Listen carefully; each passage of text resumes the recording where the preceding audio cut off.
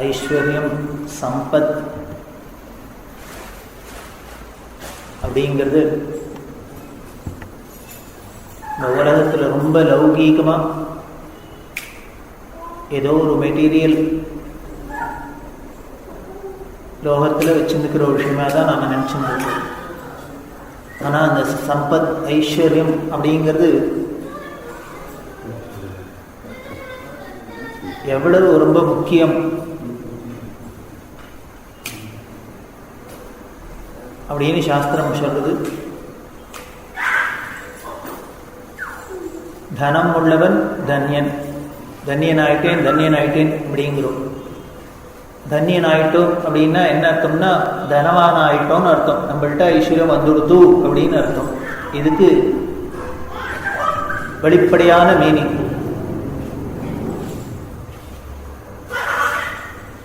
ஆனால் நமக்கு தனவான ஆயிட்டோம்னா தன்யனா இருக்குமா? இல்லை. அப்போ தனவானா இருக்கிறது தன்யனாருதுன்னா என்ன அப்படின்னு, அந்த கிடைச்ச தனத்தை எப்படி யூஸ் பண்றோமோ அதை பொறுத்தது. அந்த ஐஸ்வர்யத்துக்கு அதிதேவதையாக தான் மகாலட்சுமியை சொல்லி இருக்கு. ஒரு லௌகீகமான விஷயமாக இருந்தால் இதை அனுகிரகம் பண்றவர் ஒரு தேவதையா இருக்க மாட்டான். நம்ம சாதாரணமாக நினைக்கிறாப்புல ஒரு காசு பணம், வீடு வாசல், இது வெறும் சாதாரண இகத்துக்குத்தான் உதவக்கூடிய ஒரு விஷயமாக இருந்தால் இது அனுகிரகம் பண்றதுக்குன்னு ஒரு பெரிய தேவதையா வேணும். அதுவும் திரிசக்தியில ஒண்ணா இல்லை. அப்போ எது பெரிய ஐஸ்வர்யம் அப்படின்னா ஞானம்தான் பெரிய ஐஸ்வர்யம். இந்த ஞானத்தோட தனம் வந்ததுன்னால் அப்போ நாம தன்யரா ஆயிடுறோம். மோக்ஷலக்ஷ்மி அப்படிங்கிறோம். அஷ்டலக்ஷ்மியில சேராத இன்னும் பல லக்ஷ்மியை சொல்றோம். இந்த மோட்சத்தையே ஐஸ்வர்யமா, பெரிய ஐஸ்வர்யமா சொல்றோம். லக்ஷ்மி, மோக்ஷலக்ஷ்மி அப்படிங்கிறோம். அதனால்தான் அந்த லக்ஷ்மியை நாம உபாசிக்கிறோம். உபாசனா தேவதையா வச்சிருந்து ஒரு ரத்னத்ரயம் அப்படின்னு சொல்லக்கூடிய ஒரு தேவதையா உபாசிக்கிறோம். அப்படின்னா காரணம் அது வெறும் காசு பணம் மட்டும் கொடுக்குறவோ இல்லை, இதுக்கும் மேல மோட்சத்தையும் கொடுக்கக்கூடியவள். ஆதிசங்கர பகவத்பாதாலே கனகதாராஸ்தவத்தில் பார்த்தோம். கனகதாராஸ்தவத்தில் அம்பாளை சொல்றதே வெறும் லக்ஷ்மி அப்படின்னு மட்டும் சொல்லாத என்ன சொன்ன, கீர் தேவதேதி, கருடுத்வஜ சுந்தரீதி, சாகம்பரீதி, சசிசேகர வல்லபேதி அப்படின்னு இங்க மகாலட்சுமிய திரிமூர்த்திகளோட பத்னியாவே சொல்ற. அதுக்கு மேல நாலாவதாகவும் ஒன்று சொல்ற. கீர் தேவதேதி அப்படின்னா சரஸ்வதின்னு அர்த்தம். வாக்குக்கு தேவதையா இருக்கிற சரஸ்வதியா இருக்க. கருடத்வஜ சுந்தரீதி, கருடத்வஜன் விஷ்ணுவோட பத்னியா இருக்க. சசிசேகர வல்லபேதி அப்படின்னு சசிசேகரன் அப்படின்னு சந்திரசேகரனோட பத்னியா இருக்க நீங்க. சாகம்பரீதி அப்படிங்கிற, சாகம்பரி அப்படின்னு ஒரு அம்பாள். நவராத்திரியில ஏதோ சாகம்பரி அலங்காரம் அப்படின்னு பண்றத பார்க்கிறோம். இங்க கர்நாடகால தான் இருக்கு பெரிய க்ஷேத்திரம் சாகம்பரி அப்படின்னு.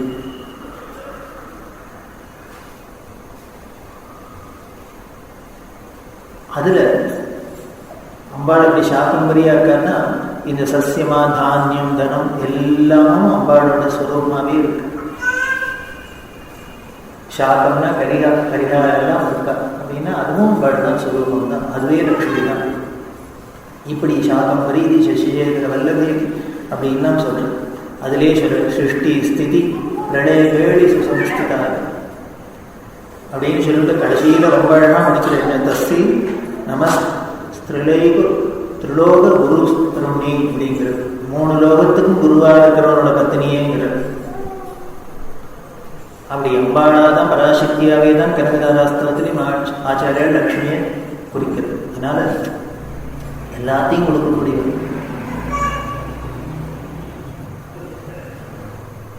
அந்த ஐஸ்வர்யம் அவ்வளவு முக்கியமா இருக்கு. அதனால்தான் பொருள் இல்லாருக்கு இவ்வுல இல்லை அப்படின்னு. அதுக்கு பேரே தமிழ்ல பொருள் அப்படின்னு வச்சிருக்கா, அழகான பேர். இந்த பொருளுக்கு 2 அர்த்தம் என்னென்ன பொருள்னா ஐஸ்வர்யம் அப்படிங்கிற ஒரு அர்த்தம், இன்னொன்று மீனிங்னு ஒரு அர்த்தம். அர்த்தம் அர்த்தம் அப்படின்னு சொல்லுவேன். இவர் சொல்றதுல பொருளே தெரியல, புரியல அப்படிங்கிறோம். ஸோ இந்த பொருள் அப்படின்னா அர்த்தம் அப்படிங்கிறதுலையும் ஒன்று இருக்கு. அதே தான் சம்ஸ்கிருதத்தில் அர்த்தம் அப்படின்னு இருக்கு. ஐஸ்வர்யத்துக்கும் பொருள் அப்படின்னு இருக்கு. அப்படின்னா என்ன அப்படின்னு, இந்த பொருள் இருந்ததுன்னா அதுக்கு ஒரு பொருள் இருக்கணும். அதை யூஸ் பண்றதுக்கு நம்மள்கிட்ட ஒரு ஐஸ்வர்யம் இருக்கிறதுக்கு ஒரு மீனிங் இருக்கணும், பொருள் இருக்கணும். அப்படி இருந்தால் பொருளோட இருந்தால் பொருள், இல்லைன்னா ஒன்றும் இல்லை. அது எப்படி இருந்தால் அருளோட வந்ததுன்னா அது பொருளாக இருக்கும். அதை கொடுக்கறதுக்காக தான் லக்ஷ்மி உபாசிக்கிறோம். லக்ஷ்மின்னு ஒன்று வருது. மெட்ராஸில் பெசன்ட் நகரில் அஷ்டலக்ஷ்மி கோவில் பார்த்துருப்பேன் எல்லாரும். இதுக்கு மூல காரணம் பெரியவா அப்படிங்கிறது உங்கள் எல்லாருக்கும் தெரிஞ்சிருக்கும்.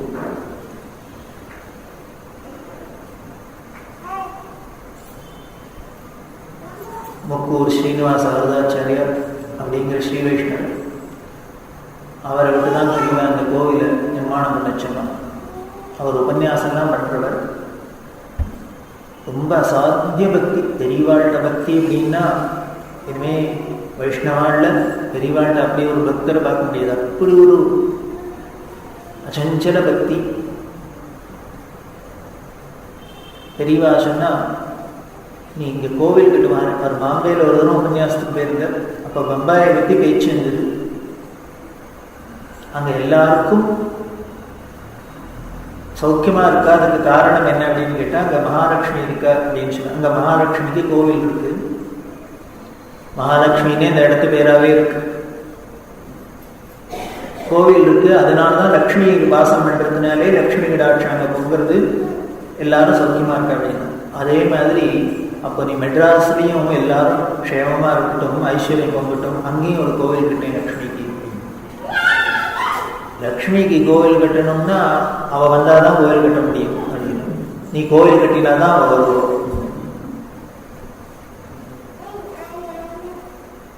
எப்படி பண்ணுறது அப்படின்னு இவரோ ஒரு உபன்யாசகர் ஒரு கோவில் கட்டு அப்படின்னா சொன்ன, இல்லை நீ ஆரம்பி நடக்கணும் அப்படின்ட்டு.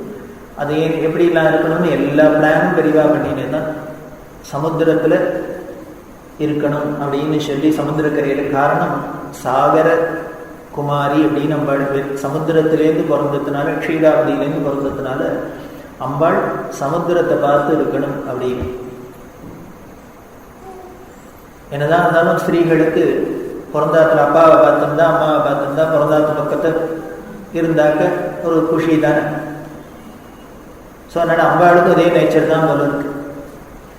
அதனால சமுத்திரத்தை பார்த்துருக்கணும் அப்படின்னு சொல்லி அங்கே வெறும் லக்ஷ்மி தான் இருக்கா, மகாலட்சுமி தான் இருக்கா, இங்கே அஷ்டலக்ஷ்மியும் இருக்கட்டும், அதனால அஷ்டலக்ஷ்மியாக அது பண்ணணும் அப்படின்னு அது ஒரே அப்புறம் எலாபரேட்டாக போயிடுத்தது கோவில். பெருசாக பிளான் தான் சொல்கிறாள் வழியே பணத்தை பற்றி சொல்லலை. இதுக்கு எங்கேருந்து வரும் ஐஸ்வர்யம் அதுன்னா முதல்ல தெரியணும். ஐஸ்வர்யம் நிறையா வந்துருக்குன்னா என்ன அஷ்டலட்சுமி என்ன எத்தனை லட்சுமி வேணாலும் கோவில் கட்டலாம், என்ன வேணால் பண்ணலாம். அப்போதான் முதல்ல சொன்னா பெரியவா படம் போட்டு வரு அப்படின்னு சொன்னான். அஷ்டலக்ஷ்மிகளை எப்படி சாஸ்திரத்தில் சொல்லியிருக்கோ சிற்பிகள்கிட்ட கேட்டு லட்சணம்லாம் சொல்லியிருக்கு, மூர்த்திகள்லாம் எப்படி இருக்கணும் அப்படின்னு எதுவாக இருந்தாலும் நமக்கு ஒரு சாஸ்திரம் தான் பிரமாணம். அது இருக்கு, எல்லாத்துக்கும் நமக்கு சொல்லப்பட்டிருக்கு. எந்தெந்த தேவதைகள் எப்படி இருப்பா, எப்படி இருக்கணும் அப்படின்னு தியான ஸ்லோகம்லாம் இருக்கு. அதெல்லாம் வச்சுன்னு தான் அந்தபடி பண்ணணும் அப்படின்னு சொல்லி சிற்பிகிட்ட கேட்டு இதை பரமா சித்திரமாக வரைஞ்சி எல்லாருக்கும் வெறும் அவள் வீட்டில் பூஜையில் வச்சுக்கிட்டோம். பூஜையில் வச்சுருந்தாலே பணம் கொடுத்து வாங்கி பூஜையில் வச்சுருந்தாலே ஒரு ஐஸ்வர்யம் வரும் அவாடுக்கும். சித்திரமாக வரைஞ்சு பூஜை பண்ணுறது ரொம்ப விசேஷம். நமக்கு சாஸ்திரோக்த மதம். ஏன்னா ஃபோட்டோ கேமராலாம் கிடையாது. ஒரு தேவதைகளை பண்ணணும் அப்படின்னா சில்பமாக வச்சுக்கிறது. சில்பமாக இருந்தால் கோவிலில் மாதிரி பொது இடத்துல வச்சுக்கிறது, வீட்டில் வச்சுக்கிறதா இருந்தால் சித்திரமாக வச்சுக்கிறது அப்படின்னு பழக்கம். நம்ம பூஜையில் ஒன்று பண்ணுறோமே, எல்லாரும் நோம்பு பண்ணி வரலட்சுமி அப்படின்னே பேர். அதுக்கு வரைஞ்சிதான் பண்ணிப்பா. போனா அம்னானா எல்லாரும் அவன் இந்த காலத்தில் காவியில் வரைஞ்சிப்பா. அவனை பாட்டிகள் எல்லாமே வரைஞ்சி கொடுவான். பயமாக இருக்கும் பார்த்தாலே.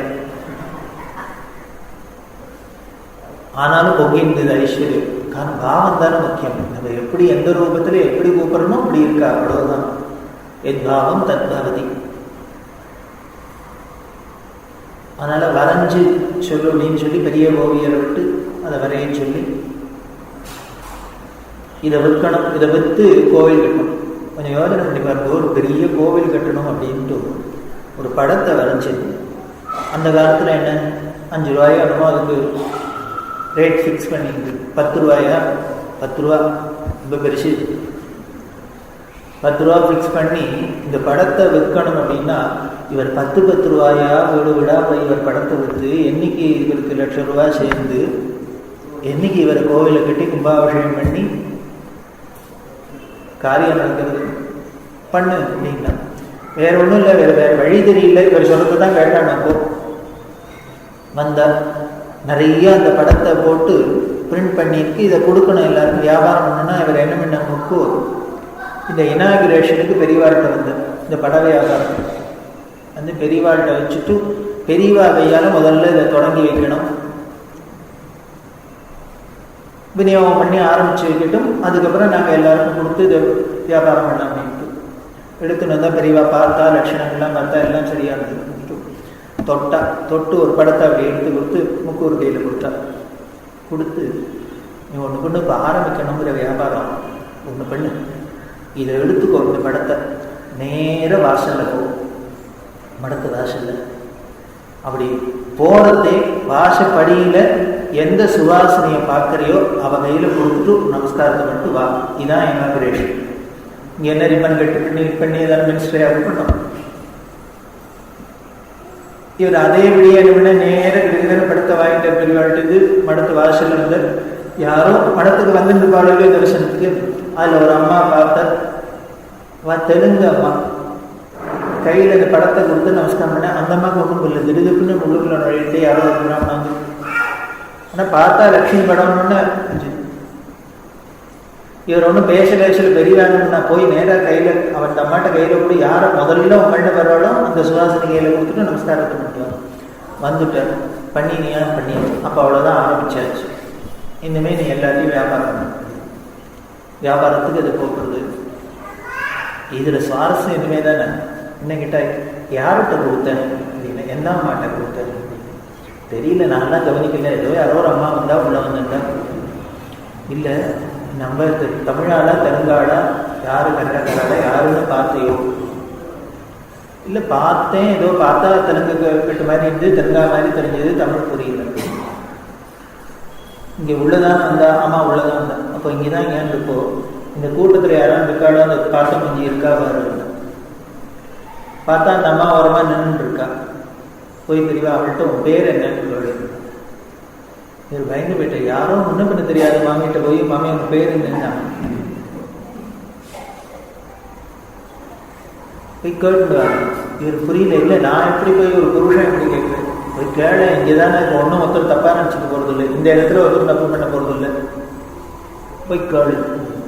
போய் கேட்ட உங்க பேர் என்னன்னா ஆதிலட்சுமின்னா.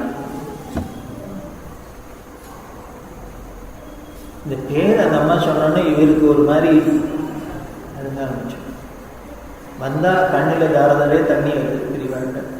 அதுக்காக தான் கேட்டேன், நீ பண்ணுறதுக்கு முதல்ல ஆதிலட்சுமியே வந்துட்டா முதல்ல வியாபாரத்துக்கு, அப்புறம் இன்னுமே என்ன இருக்கு கோவில் கட்டுறதுக்கு, யார் வந்து அனுகிரகம்.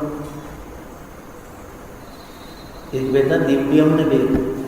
நம்ம என்ன நம்மளா இருந்தாக்க செட் பண்ணி அனுப்பிச்சு முடியும். இனிமேல் ஆதிலட்சுமின்னு ஒரு அம்மாவை தேடி பிடிச்சி நீங்கள் வாசலில் வாங்கோ நான் படத்தை எடுத்து விழுணும். இது சினிமாவில் எடுத்தா வேணா அப்படி நடக்கும். அப்படிதான் அங்கே கோவில் இருந்தது. அவர் சொல்லுப்பா அந்த கோவில் கட்டுறதுக்குள்ளே நடந்த அதிசயம் ஆச்சரியம். இதை விட வெளியில் ரொம்ப அவர் ரகசியமாக வச்சிருந்தது. இருந்தாலும் இன்னுமே என்ன ரகசியம் அதையும் சொல்கிறேன்.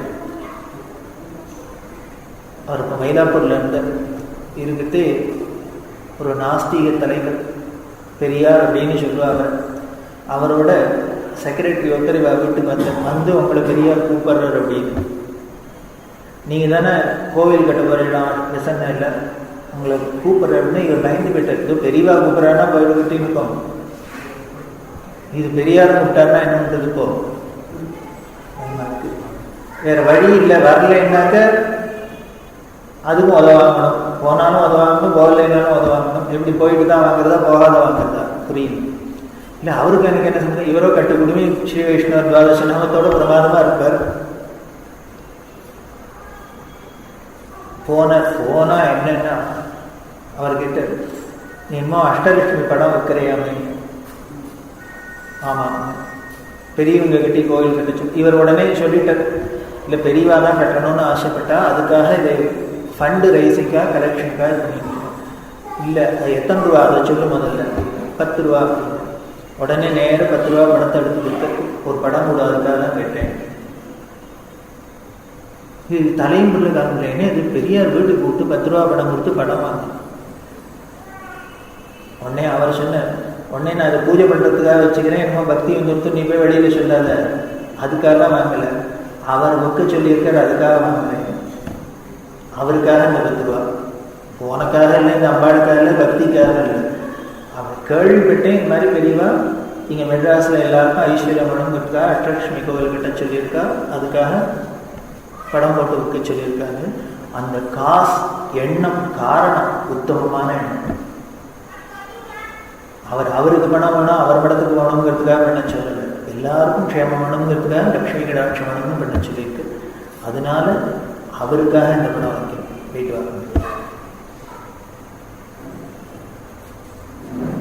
இந்த முக்கூரோட உள்ள இருக்க என்ன அதை சொல்லுவார், அப்பா பயந்து போய் அன்னைக்கு நடந்தது அமக்கடம். அப்படிதான் லக்ஷ்மி கடாட்சம். அப்படின்னா இது எதுக்கு அப்படின்னா, இந்த ஐஸ்வர்யம் அப்படிங்கிறதுனாலேயே நமக்கு எவ்வளவோ மோட்ச சாதனத்துல நம்ம அதை உபயோகப்படுத்திட்டோம். சொல்றமே சதுர்வித பரபுருஷார்த்தத்துல ஒன்னாதானே சொல்லப்பட்டிருக்கு. தர்ம அர்த்த காம மோட்சம், 4 புருஷார்த்தங்களும் நமக்கு வேண்டிருக்கு. அதுல அந்த அர்த்தம் வேண்டிருக்கு, ஐஸ்வர்யம் வேண்டிருக்கு. அது லக்ஷ்மி கடாட்சத்தினால லக்ஷ்மி பிரசாதமா வந்ததுன்னா, அது குரு கிருப்பையில வந்ததுன்னா இது அத்தனை மோட்ச சாதனமா இருக்கும், மோட்ச ஹேதுவா இருக்கும். அப்படி இல்லைன்னா அனர்த்தமா விடும். அதுதான் ஆச்சாரியர் பயமுறுத்துற, அர்த்தம் அனர்த்தம் பாவே நித்தியம். தனம் நினைச்சு பார்த்துக்கோ, அர்த்தம் அர்த்தம்னு அதை வச்சு விடாது, அதுக்கு பேரு தான் அர்த்தமே. இதை மாதிரி ஆனந்த தாண்டவரத்துல எல்லாம் போயிடுச்சு, தாண்டவரெல்லாம் போய் ஆனந்த தாண்டவரமா ஆயிடுச்சு. அதை சேர்ந்தவர் கோபாலகிருஷ்ண பாரதின்னு பரமபக்தர். பாத்திமா சிவபக்தினா நடராஜட்ட அப்படி ஒரு பிரேம. நந்தனார சரித்திரம் அப்படிங்கிறது அதை பண்ணினார். ஆனால் வேடிக்கை என்ன அப்படின்னா, இப்போ ஒரிஜினலா நந்தனார சரித்திரம் என்னமோ அது எல்லாருக்கும் மறந்து போயிடுது. இவர் கோபாலகிருஷ்ண பாரதி பண்ணின நந்தனார சரித்திரம் தான் பிரமாணமா சினிமாவில் கொண்டு அதான் கட்ட ஆரம்பிச்சிட்ட. காரணம் என்னென்ன, அதுல அவர் புதுசா ஒரு கதையை சேர்த்தார். என்னென்ன, இந்த நந்தனார் யாரையோ ஒரு பிராமணன்ட்ட வேலை செஞ்சிருந்தாப்புல அவர் இவரை போட்டு அடிச்சு உதச்சி குடும்பப்படுத்தியிருந்தாப்புல ஒரு சித்தரிச்சுட்டார். இது அரசியல்வாதிகளுக்கெல்லாம் பெரிய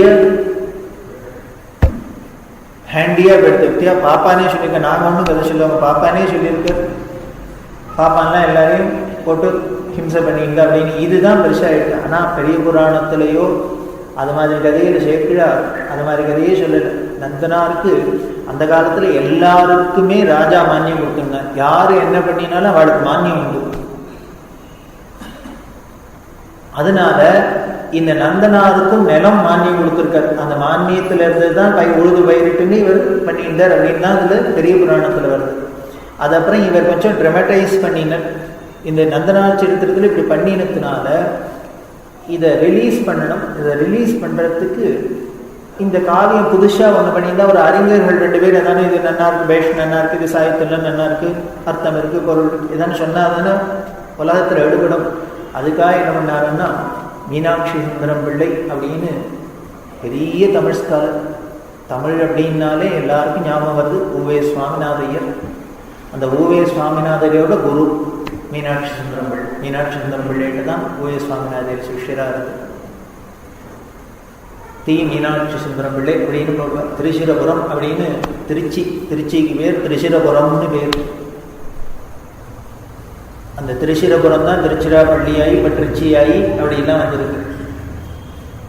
அந்த மீனாட்சி சுந்தரம் பிள்ளைகிட்ட இவர் மாயவரத்திலேருந்து போய் பாயிரம் அப்படின்னு சொல்லுவா. பாயிரம்னா இதை அப்ரிஷியேட் பண்ணி ஒரு முகவரை அது மாதிரிலாம் சொல்கிறாளோ இல்லையோ, அந்த மாதிரி கொடுக்கணும். இந்த கோபாலகிருஷ்ண பாரதி அங்கே போயிருக்க போய் மீனாட்சி சுந்தரம் பிள்ளைகிட்டே வாங்கிட்டா தமிழ் உலகமே இதை ஒத்துணுடும் அப்படின்னு மீனாட்சி சுந்தரம் பிள்ளை கொடுக்க மாட்டேன்ட்டார். காரணம் என்னென்ன, நீ கதையை மாற்றிருக்க, ஒரிஜினல் இல்லை, பெரிய புராணத்தில் இருக்கிறது இல்லை, கதையை மாற்றிட்டு. அதுவும் நீங்கள் ஒரு பிராமணனாக இருந்துட்டு இப்படி ஒரு பிராமணன் பண்ணினான்னு சொன்னேன்னா பிற்காலத்தில் இது பெரிய விபரீதத்தை உண்டாக்கும். அதனால் இது தப்பு, நான் மாட்டேன் அப்படின்னு சொல்லி. மாயவரத்துக்கும் திருச்சிக்கும் அந்த காலத்தில் நடந்து போகணும், இல்லையா வண்டி கட்டின்னு போகணும். இவர் கோபாலகிருஷ்ண பாரதி 21 தரம் நடந்திருக்காரு திருச்சிக்கு. கொடுக்கணும் கொடுக்கணும் கொடுக்கணும் அப்படி. அதுக்கப்புறம் எல்லாரும் சொல்லி வேற வழி இல்லாத நீ கதையை மாற்றாத, திருப்பி ஆல்டர் பண்ணுன்னு சொல்லி இவர் பயணம் கொடுத்துருக்காரு. ஆனால் அப்புறம் அவர் கதையை மாற்றலை, அப்படியே வச்சுட்டார் நந்தனார் சரித்திரத்தை. அதில் சொல்லுவான் அவரோடது. அப்போது இவர் திருச்சிக்கு பொறுத்தே திருவையாற்றில் தியாக பிரம்மத்தோட காலம் சமகாலமாக இருக்கு. இவரும் ஒரு சாகித்ய கர்த்தாவாக இருந்ததுனால தியாக பிரம்மத்தை பார்த்து இவரோட பாட்டை பற்றி சொல்லிக்கணும். அதாவது கற்றாரே கற்றாரே காமருவர்னு இவர் பாட்டெல்லாம் எப்படி இருக்குன்னு ஐயர்வாளே சொல்லிட்டாருன்னா அதுக்கு ஒரு பெருமை இல்லையோ, அதுக்காக போய் பார்த்துருக்கார். அப்போ சொல்லுவான் ஐயர்வாள். அப்போ என்ன பண்ணான்னா ஆபோகியில் சாகித்யம் எழுதிட்டு இருக்கார், பாடினார். அப்போ இவர் ராமனீ சமானம் எவரோ அப்படின்னு பாடியிருக்கார். அதெல்லாம் கேட்டுட்டார் வந்திருக்கு. நீங்கள் ஆபோகியில் தானே அதில் சாகித்யம் இருக்காங்க. இவர் கோபாலகிருஷ்ண பாரதி ஆபோகியில் சாகித்யம் பண்ணல, நல்ல ராகம் அதில் ஒன்று பண்ணக்கூடாது அப்படின்னு ஐயர்வாடு கேட்டுருக்கு. இவர் உடனே வீட்டுக்கு வந்து என்ன பண்ணியிருக்காரு, அங்கே ராமனீ சமானம் எவரோ அப்படின்னு அவர் ஐயர்வாடு பாடினாரோ இல்லையோ, அதை கேட்டவருக்கு இவர் ஆபோகியில் பண்ணணுங்கிறத என்ன பண்ணிட்டு இவர் பரம நடராஜ பக்தர். அதனால என்ன பண்ணிட்டார், அவர் சந்தேகமாக கேட்குற ராமனீ சமானமாக யாராலும் உண்டான்னு கேட்குறாரு. இவர் என்ன பண்ண, அதுக்கு பதில் மாதிரி சகாவதிக்கு வேறு தெய்வம் சமானமாகுமா, சந்தேகமே இல்லாது இது வேறு சமானமே கிடையாது, ஈடு என்ன கிடையாது அப்படின்னு பண்ணிட்டு அப்புறம் போய் பாடு ஐயர்வாள் ரொம்ப ஸ்லாகிச்சார் அப்படின்னு அவரோட சரித்திரத்தில் சொல்ற வழக்கம். அப்படி எதுக்கு சொல்ல வரேன் அப்படின்னா, இந்த அர்த்தத்தை வச்சுன்னு பார்த்தோம்னாக்க உடனே நமக்கு இப்படிலாம் விபரீதம் தோணும். அதனால வாச்சியார்த்தம் பண்ணி பிரயோஜனம் இல்லை, அதோட பாவார்த்தம் முக்கியம். என்ன சிச்சுவேஷன்ல என்ன மனோநிலையில அந்த பண்ணினவர் பண்ணி சொல்லியிருக்க, இந்த பதப்பிரயோகம் பண்ணியிருப்பார் அப்படிங்கிறத டெப்த் போகணும். இது சாதாரண நம்ம எழுதுற ஒரு பொயட்ரிக்கே ப்ரோஸ்கே இதுக்கெல்லாமே அர்த்தம் பண்ணணும் அப்படின்னா, வேதத்துக்கு பாஷ்யம் பண்ணணும்னா எவ்வளவு இருக்கணும். தபஸ் இருந்தா, உள்ளுக்குள்ள ஆத்மபலம் இருந்தா வேதத்துக்கு பண்ண முடியும்.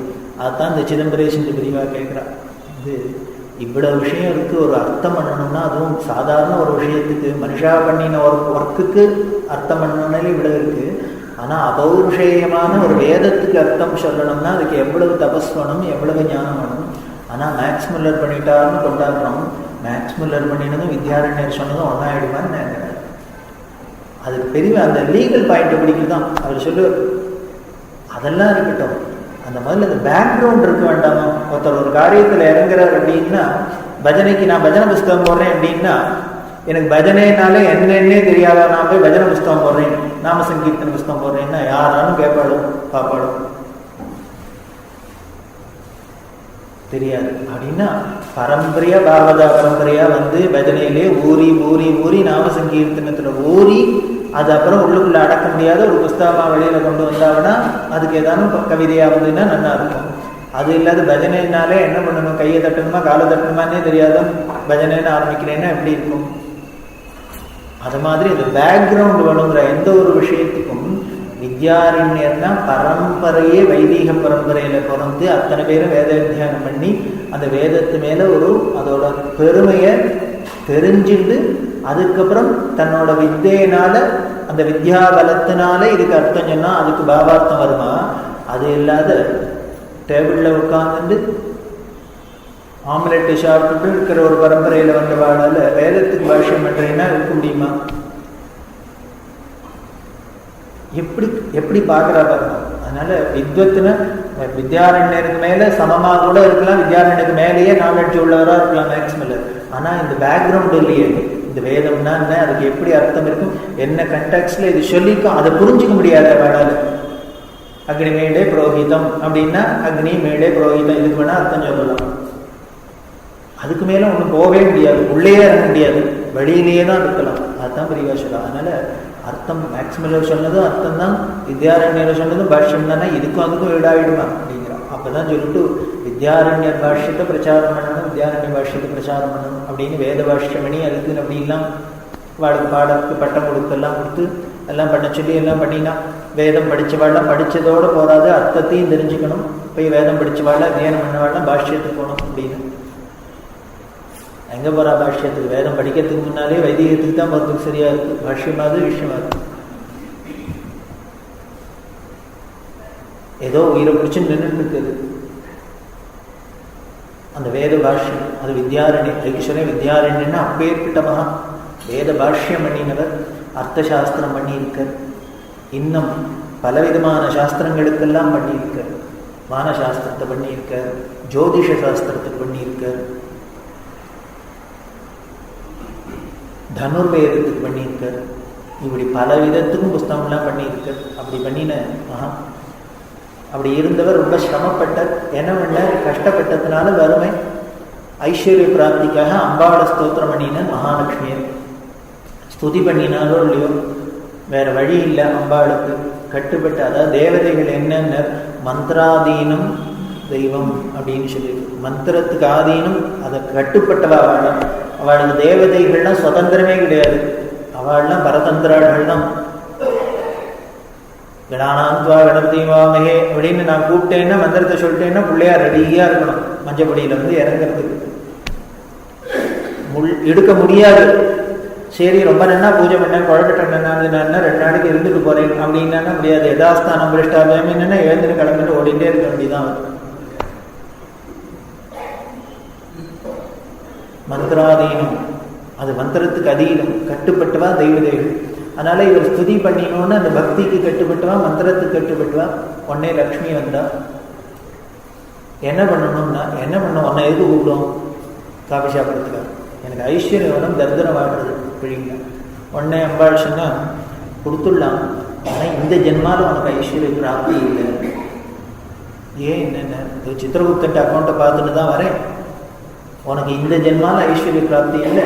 அதனால நீ பண்ணின ஸ்தோத்திரம்லாம் ரொம்ப நல்லா இருக்கு, இதுக்கு எல்லாத்துக்கும் சேர்த்து அடுத்த ஜென்மாவில் கொடுக்குறேன் அப்படின்னா, இதுக்கு மேலே இருந்தால் தானே ஆயிட போகிறதுன்னு அந்த தியானம் ஆயிட்டா, மறைஞ்சு போயிட்டா.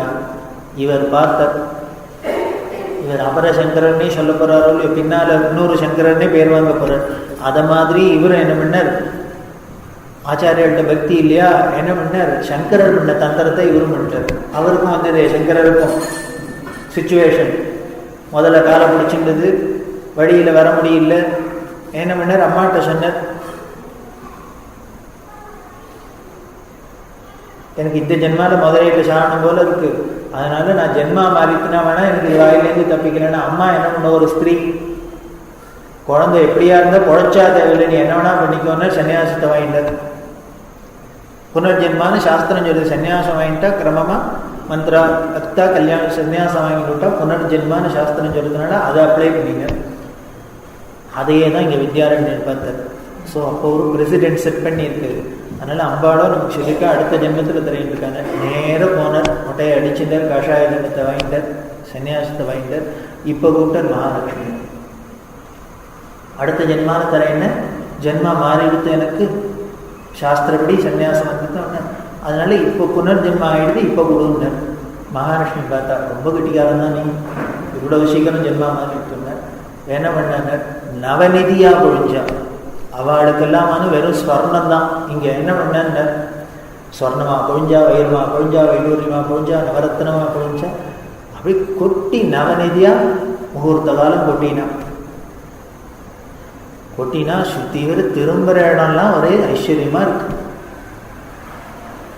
வித்யாரண்யக்கு எப்படி இருக்கும், சுவாமியே அம்பாடையே மடக்கிட்டோம், ஜெயிச்சிட்டோம் அப்படின்னு இந்த கர்வம் தானே பரிமிதமா இருக்கும் அப்படின்னு பத்தையா அப்படின்னு. அப்போ என்ன பண்ணா, போகிறதே அம்பாள் ரொம்ப நன்னா சமத்தாதான் எல்லாம் பண்ணியிருக்க. ஆனால் சன்னியாசி பவுனை தொடக்கூடாது அப்படின்னா வெயிட்டா மறந்துக்கிட்டேன்.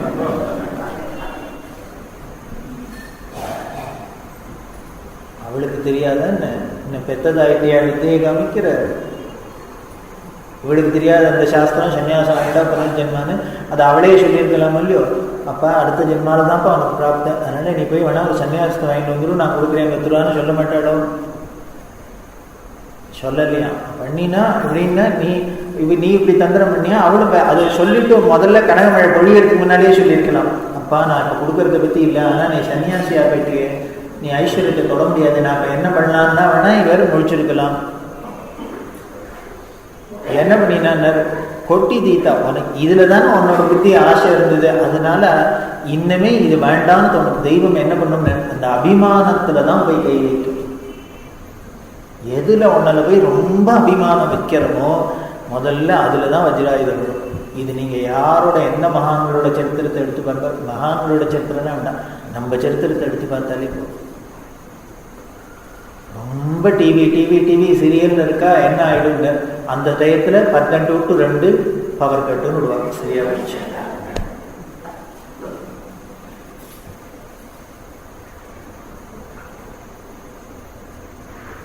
இது ஈஸ்வர நியதி. என்ன காரணம் என்னங்க, அதுக்கு அனுகூலமா நான் அனுகிரகம்ட்டா அதுக்கப்புறம் என்ன ஆயிடும்னு ரொம்ப விபரீதமா நம்மள அப்புறம் அதில் பாதாளத்துக்கு விடும். நம்மளை தூக்கி எடுக்கணும்னா என்ன பண்றதுன்னு எதெல்லாம் போய் போய் போய் போய் போய் வச்சுன்னு மனசு எதுல போய் ரொம்ப லயிக்கிறதோ அபிமானிக்கிறதோ அதுல முதல்ல விட கட்டிருக்கோல சுவாமி. அதுக்கு தான் ஆயுதம்லாம் வச்சுருக்காரு. அது மாதிரி இவங்க என்ன பண்ணான்னு, நீ தரித்திரப்பட்டதுனால ஐஸ்வர்யம் இல்லாததுனால இந்த ஐஸ்வர்யத்துல ஒரு பிரமிச்சு இருந்த எத்த பண்ணியானும் உங்ககிட்ட வாங்கிடுறதுங்கிறதுனால தந்திரம் எல்லாம் பண்ணினேன். அது வரைக்கும் பேசாத சைலண்டா இருந்தான். பட் கொட்டிட்டு கடைசியில என்ன பண்ண, சன்னியாசி ஒன்றுத்தையும் தொடக்கூடாது, அதையும் சாஸ்திரம் தான் சொல்லியிருக்கு, ஞாபகம் வச்சுக்கோன்னா போயிட்டேன். ஃப்ளைட் ஏறிட்டேன். இதை பார்த்த அழுக வந்துட்டு விஷம். இது ஒரு சின்ன விஷயம் தோணாத போயிட்டேன் எனக்கு. நம்ம ஒரு சன்னியாசி வந்துட்டு வீட்டில் இருக்கிற கஷ்டம் போகணும்னு ஐஸ்வர்யம் வாங்கி இப்போ வீடே போயிடுது. ஐஸ்வர்யம் வந்துட்டு வீடு போயிடுது. இப்போ முதல்ல வீடு இருந்தது ஐஸ்வர்யம் இல்லை, இப்போ வீடு போயிடுத்து ஐஸ்வர்யம் வந்துருக்கு. என்ன பண்றது? துக்கப்பட்டாரா? இதை சொல்றதே பெரியவா சொல்றா. அந்த வார்த்தையை காமிக்கிறேன். பண்ணினர் வித்யாரண்யர் மட்டும் இல்லை, நம்மள ரொம்ப பேருக்கு இப்படிதான். வேண்டாததுக்கெல்லாம் சுவாமியை வேண்டிட்டு அப்புறம் அவர் நம்ம இஷ்டப்படி அனுகிரகம் பண்ணினோன்னு என்ன ஆயிடுதுன்னு, அடாடா இவர் ஏன் இப்படி பண்ணினார், வேண்டிக்காதே இருந்திருக்கலாமே. டிவி வேணும் டிவி வேணும் டிவி வேணும்னு வேண்டிட்டு சுவாமிகிட்ட இனிமேல் இருக்கிற கழுத்து முட்டை கடனில் போய் இன்ஸ்டால்மெண்ட்ல ஒரு டிவிக்கு 4 டிவி விலையை கொடுத்து வாங்கிட்டு அதை வீட்டில் வச்சுட்டு 10 நாள் எல்லா சீரியலையும் பார்த்துட்டு பேரனுக்கு பரீட்சை வந்து மார்க் குறைஞ்சி போனோன்னு என்ன ஆகுதுன்னு, பேரன் மேலே கோபம் வரல, ஒன்று வாத்தியார் மேலே கோபம் வருது, இல்லை டிவி மேலே கோபம். இந்த சனியனை தொலைச்சாதான் முதல்ல உருப்படம் விடுங்கிறார். இந்த சனியனுக்கு தான் போன பூர்ணவங்க வச்சுட்டு வத்து கழக்கிறதுக்கு. அது மாதிரிதான் நமக்கும் ஆயிடுது. அடாடா நம்ம இஷ்டப்படின்னு ஒன்றையே இருந்தது, சுவாமிகிட்ட அவர் இஷ்டப்படி விட்டுருக்கலாம் இல்லையோ. உனக்கு என்னவோ தெரியும் சார், உன் இஷ்டப்படி அனுகிரகம் பண்ணுன்னா அழகா பண்ண போறவர். அழகா பக்காவா அவர் பிளான் போட்டு வச்சுருக்கு ஜபம்னு. அதுல போய் குறுக்க நம்ம ஒரு புத்தியை நுழைச்சிட்டு நம்ம இனிமேல் நம்ம போய் உள்ளுக்குள்ள நின்று இத்தை கொடு அத்தை கொடுக்காது அத்தை கொடு இத்தை கொடுக்காதுன்னு நிறைய சொல்லிவிட்டு அவரும் என்ன பண்ண சமயத்துக்கு இது மாதிரி கேட்டுடுறது போக கடைசியில அனர்த்தமா வருது. அதுக்கு பேர் என்னென்ன சுயங்கிருத அனர்த்தம்னு பேரு. இந்த அனர்த்தம்னா வெளியிலேருந்து வரணும், நாமளாவே உண்டாக்கின்ற கஷ்டம். எத்தனையோ நம்ம ஒரு நாளைக்கு 100 தடவை சொன்னேன், எல்லாம் போகணும், இல்லை நான் பண்ணிட்டது தான். எப்போ ஒரு கல்யாணம் விட்டு 60 வருஷத்துக்கு அப்புறம் சொல்றேன், நான் பாட்டுக்கு நிம்மதியா இருந்தேன். எங்க அப்பா என் கழுத்த அறுத்து பண்ணிட்டேன். உங்க அப்பா கழுத்த அறுப்பானே, நீ ஏன் நின்று? சரி உங்க அப்பா தான் இப்படி கழுத்தறுத்து மாட்டி விட்டுட்டு நீங்க உங்க பிள்ளைக்கு பேசாத இந்த கழுத்த இருக்காத உங்களே நீ இருப்போமோ மட்டும். இது எப்போ சுயங்கிருத அனர்த்தம்னு இதுக்கு தான் பேர். வேண்டாத நம்மளாவே வரவழைச்சுட்டு இதை பண்ணினா தேவையில்லை அதை பண்ணினா தேவையில்லை, இது இருக்கிற கோவில்லாம் சுற்றி குளத்தெல்லாம் ஸ்நானம் பண்ணி ஊர் ஊராக போய் மாலையெல்லாம் போட்டு எல்லாம் பண்ணி கடைசியில் கல்யாணம் பண்ணிட்டு கடைசியில் அதுக்கப்புறம் ஏன் பண்ணிக்கிட்டேங்கிறது. அது மாதிரி இங்கே வித்யாரண்யருக்கு ஆகிடுத்து. அதுதான் பெரியவா சொல்கிறான், வித்யாரண்யருக்கே ஆச்சுன்னா நமக்கு எல்லாம் ஆகிறதுக்கு ஏற்றாங்க, நமக்கு இதுதான் ஆறுது. ஆனால் நமக்கு வித்யாரண்யருக்கு என்ன வித்தியாசம் அதையும் சொல்கிறா பெரியவா. உடனே நம்மளை வித்யாரண்யரோட நம்மளை ஈக்குவேட் பண்ணிட்டாலேன்னு நினச்சிக்க வேண்டாம். அடுத்த வார்த்தை உடனே அதுதான் பெரியவாட்ட வேடிக்கையாக இருக்கும். இப்படியுமா நமக்கு சரியா நம்மள மாதிரியே ரெண்டு கட்டானா அவரும் அழுதுக்காராக்கும் நினைச்சுட்டா உடனே அடுத்தது சொல்ல வருவார். வித்யாரண்யன் மகா புத்திசாலி ஆனதால விஷனம் உடனே போயிடுதான், தெளிஞ்சு கொடுத்து. நமக்கு தான் ஆயுசு முழுக்கில் விஷனத்தோடய தெளிய மாட்டேங்குது. அவர் மகானா இருந்ததுனால இப்படி பார்த்தர் அனர்த்தமாக போயிடுத்து. கடைசியில் நம்மளே காசு வந்துருத்தோ ஆனால் தொட முடியல, என்ன பண்ணலான்னு பார்த்தாரோம். அதனால இவர் தெளிஞ்சிருந்ததுனால அம்பாள் இதுக்கு நமக்கு உபயோகம் இல்லைன்னா முதல்ல கொடுக்காதையே சொல்லியிருப்போம், வான் பண்ணியிருப்போம். நம்மள்ட்ட கொடுக்கவும் கொடுத்துட்டு சொன்னதுனாலே அவளுக்கு உள்நோக்கம் ஏதோ ஒன்று இருக்குதுன்னு தெரியுது. இதை வச்சு நீ என்னமோ பயன்படணும்னு தெரியுது அப்படின்னு பார்த்தார். ஞானியாக இருந்ததுனால, பிரகார ஞானியாக இருந்ததுனால இது நமக்கு வேணால் உபயோகம் இல்லாத இருக்கலாம், இது லோகோபகாரமாக இருக்கணுங்கிறதுக்காக அம்பாள் அனுகிரகம் பண்ணியிருக்கான்னு புரிஞ்சுட்டாராம். அது என்ன அப்படின்னு அதுதான் பெரிய நம்ம ஹிஸ்ட்ரியில் மகா பெரிய டேர்னிங் பாயிண்ட். இந்த வித்யாரண்யருக்கு அம்பாள் ஐஸ்வர்யத்தை கொடுத்து பெரியவா ரொம்ப அழகாக சொல்கிறார். அவருக்கு சொந்த நஷ்டம் இந்த சனாதன ஹிந்து மதத்துக்கு பெரிய லாபமாக இருக்குது. எங்கேயுமே யாரோ ஒருத்தர் நஷ்டப்பட்டால் தான் இன்னொருத்தர் லாபப்பட முடியும். கடையில் ஒரு சாமான் இருக்குது அப்படின்னா இந்த சாமானை வாங்கி நம்ம என்ஜாய் பண்ணுறோம் அப்படின்னா நம்ம 10 ரூபா பணம் நம்மள்கிட்ட இந்த பீரோவில் இருந்த 10 ரூபா பணத்தை போய் நஷ்டப்பட்டால் தான் நாங்கள் அந்த சாமான் நமக்கு வரும். அவருக்கு 10 ரூபா வரணும்னா தங்கிட்ட இருந்த சாமானை நஷ்டப்பட்டால் தான் அவருக்கு 10 ரூபா வரும். இப்படி பரஸ்பரம் ஒருத்தருக்கு ஒருத்தர் நஷ்டப்பட்டுட்டாதான் உலகத்தில் அடுத்த வாழையை லாபம் அடைய முடியும். அது மாதிரி இங்கே வித்யாரண்யருக்கு அவரோட சொந்த கஷ்டத்தை போக்கிக்கணுங்கிறதுக்கு ஐஸ்வர்யம் கேட்கறது போக கடைசியில் அவருக்கு சொந்த கஷ்டத்தில் போகல நஷ்டமாயிடுது. ஆனால் சனாதன மதத்துக்கு வைதிக மதத்துக்கு பெரிய லாபமாயிடுது, தர்மத்துக்கு லாபமாயிடுது. அதுதான் நடக்க போகுது. அப்போ என்ன அப்படின்னா துருக்கர்களோட ராஜ்யம் நடந்திருந்தது, ஆக்கிரமிச்சிருந்தா. மாலிகாவூர் அப்படிங்கிற ஒரு வீரன், அவர் டெல்லியிலேருந்து தட்சிண தேசம் முழுக்க படையெடுத்து வந்து ராமேஸ்வரம் வரைக்கும் வந்து படையெடுத்து வந்தார். படையெடுத்து வந்து எல்லாத்தையும் என்ன பண்ணார் அப்படின்னா இங்கே இருந்த ராஜாக்கள் எல்லாம் எல்லாரையும் ஹதாதம் பண்ணி அத்தனை ராஜ்யத்தையும் ஜெயிச்சு அத்தனையும் துர்க்க ராஜ்யமாக பண்ணி, அதை விட முக்கியமாக என்ன பண்ண எங்கெங்கெல்லாம் கோவில் இருந்ததோ அத்தனை கோவிலையும் அடித்தார். நல்ல புண்ணியம் பண்ணார். நமக்கு கோவில்னா வெறும் கோவில் இல்லை, ஒவ்வொரு கோவிலுக்குள்ளேயும் போனால் தங்க கவச்சம், இனிமேல் வைர கிரீடம், அது இது அப்படின்னு ஏகப்பட்ட ஐஸ்வர்யம். இந்த ராஜா அதை பண்ணி போட்டார், அந்த ராஜா இந்த நகையை பண்ணி போட்டார்.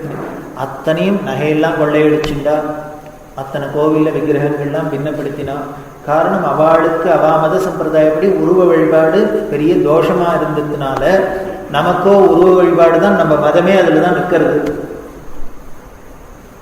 அதனால எல்லாத்தையும் பின்னப்படுத்திட்டாக்க நமக்கு பின்னம் பண்ணின வச்சுன்னு பூஜை பண்ண முடியாது. அதனால கோவிலில் இருக்கிற விக்கிரகங்கள்லாம் உடைக்கிறது, கோவிலை அடிக்கிறது, அதில் இருக்கிற நகநட்டெல்லாம் எல்லாத்தையும் ஐஸ்வர்யங்கள்லாம் கொள்ளையடிச்சு போது இப்படி எல்லாம் பண்ணி தேசம் அப்படியே அலங்கோலமாக இருந்தது. ஆச்சரியமாக இருக்கு ஹிஸ்ட்ரியில் இதெல்லாம் பார்த்து. இதெல்லாம் ஹிஸ்ட்ரி, ஒன்றும் புராணம் இல்லை. புராணமாக இருந்தாலும் ஒதுக்கலாம், எல்லாம் புறா ரீல் விட்டுருப்பாங்க. இத்தனையும் ஹிஸ்ட்ரி. ஏதோ ஒரு மசூதி அடிச்சதுக்கு வருஷா வருஷம் அதுக்கு சாந்தம் பண்ணி எல்லாரும் அத்தை பண்ணி இத்த பண்ணி ஏகப்பட்டது பண்றா.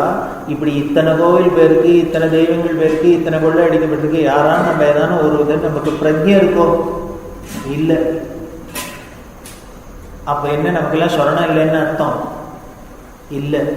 அதுதான் அங்கதான் பார்க்கணும். அக்கா நமக்கு ஒன்றும் ரோசம் இல்லை, சொரண கட்டவான்ங்கிறது அர்த்தம் இல்லை.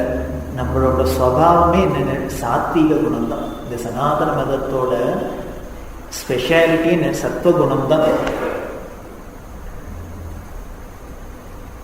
எவ்வளவு சாதாரணமாக மனுஷன்னா அப்படிதான் இருப்பா, உலகம்னா அப்படிதான் இருக்கும், இதெல்லாம் நேச்சர் அப்படின்னு அதை ரொம்ப சர்வசாதாரணமாக ஜீரணிச்சுன்னு போகிறது தான் நம்மளோட சுகம். அதுதான் ரிஷி பரம்பரை. எல்லாரும் காதை பிடிச்சின்னு எல்லா ரிஷியும் கோத்திரத்தை சொல்லி பரபரம் சொல்லிக்கிறோன்னா சும்மாவா என்ன? நம்ம இப்போ வேணா எப்படியோ இருக்கலாம், நம்ம நாகரூபங்கள்ல எப்படி வேணா இருக்கலாம், இருந்தா கூட உள்ளுக்குள்ள இருக்கிற அந்த ஜீன் அதுதானே. அந்த பரம்பரையில் வந்து தானே. அதனால தான் இன்னமும் நமக்கு அந்த வாசனை போகலை.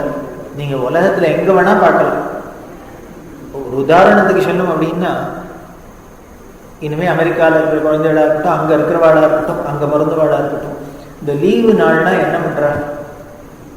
ஒரு சாட்டர்டே சண்டேன்னா அவளுக்கு வீக்கெண்டுன்னு அன்னைக்கு தான் 1000 காரியத்தை வச்சுன்னு இங்கே போகிறது, அங்கே போகிறது, இதை பண்ணுறது, அந்த பண்ணுறது, என்னெல்லாமும் பண்ணுறாங்க.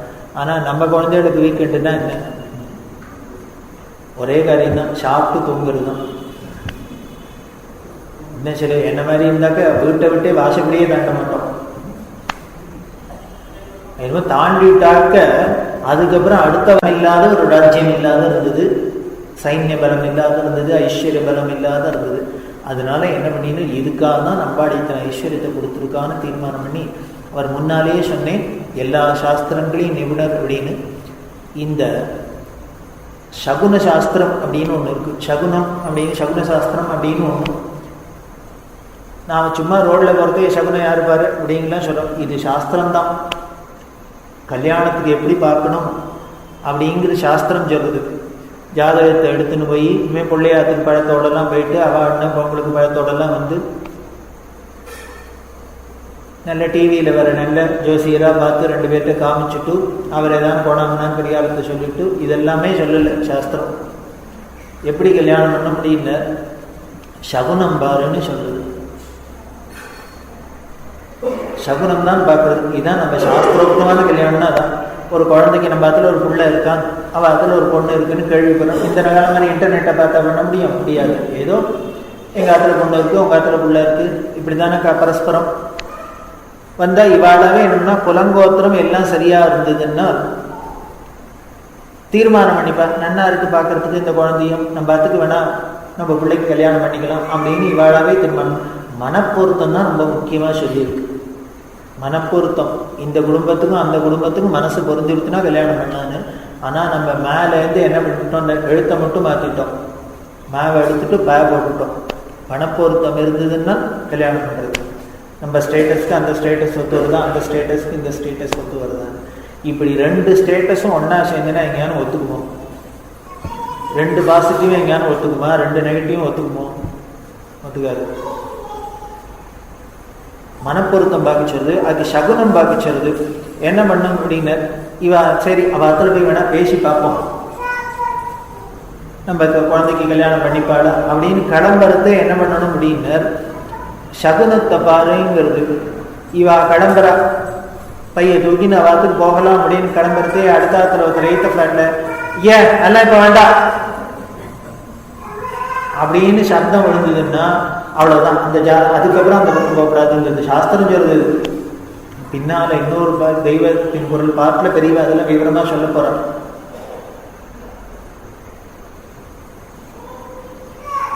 அப்படி ஏதாவது அபசப்தமாக காதில் விழுந்து அவள் எதுக்கோ சொல்லிட்டு இருப்பா, வெண்டைக்காய் கறி மட்டுமே எல்லாம் இப்போ வேண்டான்னு அவர் சொல்லிட்டு இருப்பார். ஆனால் உனக்கு என்ன காதில் விழுந்ததுன்னு வேண்டாம் வேண்டாம் வேண்டாம்னு காதில் விழுந்ததா, சரி வேண்டாம் அப்படின்னு. இல்லையா நீ கிளம்புறதையே கிளம்பலாமா இன்னைக்கு அப்படின்னு நினச்சின்னா உடனே மணி அடிக்கிறதா, ரொம்ப நல்லா இருக்கு ரொம்ப நல்லா இருக்கு, அவர் ஏதோ பாயசத்தை காப்பியை குடிச்சிட்டு சொல்லிட்டு இருப்பார், இது காதில் விழுந்ததா, அப்போ உடனே கிளம்புது அப்படிங்கிறது. இப்படி கிளம்புறதுலேருந்து சகுனம் பாரு, அங்கே போய் பாரு அவாத்தில் என்னென்ன சகுனங்கள்லாம் வருது. இவ போகிறதையே அழகா தீபத்தை திண்ணை விளக்க வச்சுட்டு அந்த வெண்டையத்தை பண்ணிருக்காளா, உள்ளுக்குள்ள போ. இல்லையா அந்த மாமி சண்டை போட்டுருக்காளா, சத்தம் போடாத திரும்பி வந்துடும். ஒன்றும் வேண்டாம் வேண்டாங்கிறேன் நீங்கள் தான் கேட்க மாட்டேங்கிற அப்படின்னு மாமி ஏதாவது கத்திருந்தாள்னா சரி சகுனம் சரியில்லை அங்கே போச்சுட்டு. இப்படி அங்கேயும் சரியா வாங்க வாங்க அங்கேயும் சரியா இருந்ததுன்னா அடுத்தது போ. அப்புறம் இது 1ஆச்சா 2ஆச்சா 3ஆவதா என்ன பண்ணேன், 4 இடத்துலேருந்து விஷயத்தை எடுத்துன்னு போச்சுருது. சுவாமி கோவில்லேருந்து இருக்கிற மண், ஸ்மசானத்தில் இருக்கிற மண், கோஷாலையில் இருக்கிற மண், இதை மாதிரி 3 இடத்துல 3 மண்ணெலாம் எடுத்துன்னு போ. அந்த பொட்டலங்கட்டு எடுத்துன்னு போகிறதே போ. அந்த 3 பொட்டலத்தையும் வை. அந்த கன்னியைட்ட கொடுத்து அம்மா இதுலேருந்து ஏதாவது ஒன்று எடுத்துக்கூட அப்படின்னு சொல்லு. அது எதை எடுத்து கொடுக்கறதோ நீ அதுக்கப்புறம் அந்த பொண்ணை ஆற்றுக்கு அழிச்சிக்கலாமா வேண்டாமான்னு தீர்மானம் பண்ணிக்கோன்னு சாஸ்திரம் சொல்லிக்கணும். அது எடுத்தோடனே ஸ்மசான மண்ணை தூக்கி கொடுத்தோன்னா வாங்க வாங்க உங்கத்துக்கு இதான் வருவேன்னு அர்த்தம். அது எடுத்தோடனே கோவில்லேருந்து இந்த மண்ணை எடுத்து கொடுத்துதா, இல்லை கோசாலையிலேருந்து மண்ணை எடுத்தோன்னா சௌக்கியமாக இருக்கும், உடனே கல்யாணம் பண்ணிக்கோ. இப்படி தான் சாஸ்திரோக்தமாக விவாகம்னா இப்படி பண்ணுன்னு சொல்லுது கன்னிகை வரின்னா. இதுக்கு பேர் சகுன சாஸ்திரம்னு பேர். இது எல்லாம் சகுனம் 1, 2, 3 எல்லாம் டேலி ஆகிட்டு வரணும். இதில் அதில் அப்புறம் சீட்டு போட்டு போகக்கூடாது. நாம் அந்த பொண்ணு நல்லதாக தான் கோவில் மண்ணை எடுத்து கொடுத்தது, பார்த்து மாமியும் வாங்க வாங்கன்னு கூப்பிட்டா, நான் எங்கள் இடத்துல கடம்பரத்தே யாரோ ஒரு தும்பினா அப்படின்னா கேள்விப்பட்டு வராது. இங்கேருந்து ஆரம்பிக்கிறதுலேருந்து அங்கே முடிகிற வரைக்கும் சகுனம் எல்லாம் ஒத்து வரணும். வந்ததுன்னா இதை வரைக்கலாம். அது மாதிரி இந்த சகுன சாஸ்திரத்தில் இவர் நிபுணராக இருந்ததுனால வித்யாரண்யர் பார்த்த ஐஸ்வர்யமோ பொழிஞ்சொடுத்து. பொழிஞ்சா மகாலட்சுமினா கிருபைன்னா பொழிஞ்சிருக்கு. முதல் சகுனம் சரியா இருக்கு. ரெண்டாவது சகுனம் நமக்கு இப்போ வீட்டில் போய் குடும்பத்தில் வாழ முடியாத, இப்போ பப்ளிக் சர்வீஸில் வராப்புல இப்போ சன்னியாசாசிரமமாக ஆயிடுது. நம்மளோட குடும்பம் போயிடுது. முதல் சகுனம் அதுதானே. இவர் மொட்டையடிச்சுனது பெரிய சகுனம், நல்ல காரியமாக போயிடுது. அதனால நமக்கோ பெரிய வித்வத்தும் இருக்கு, ஒரு ராஜ்யத்தை பரிபாலனம் பண்ற அளவுக்கு நமக்கு ஒரு அட்வைஸ் பண்ற அளவுக்கு நமக்கு ஒரு சக்தி இருக்கு, புத்தி விலாசம் இருக்கு. இதுக்கு வேணும்னா ஐஸ்வர்யம் வேணும்னா ஐஸ்வர்யம் வந்துடுது. 1 ஆச்சு 2 ஆச்சு டேலி ஆயிடுது. ஸோ இப்போ தேசத்துக்கு சனாதன தர்மத்துக்கு நல்ல காலம் வந்துடுத்தோ அப்படின்னு இவர் தெரிஞ்சின்றார். உடனே இந்த தருணத்திலே இப்பவே வச்சு இவர் இன்னும் இந்த சாஸ்திரத்தில் ரொம்ப கரகண்டத்தினால யாரை வச்சு இந்த ராஜ்யத்தை ஸ்தாபிதம் பண்ணினா நன்னா வரும்னு பார்த்தார். அங்கே என்ன பண்ணார், 2 அண்ணா அந்த மேல ஆடு மேய்ச்சின்னு போயிருந்தார். குறும்பர்கள்னு பேர் இருந்தார்.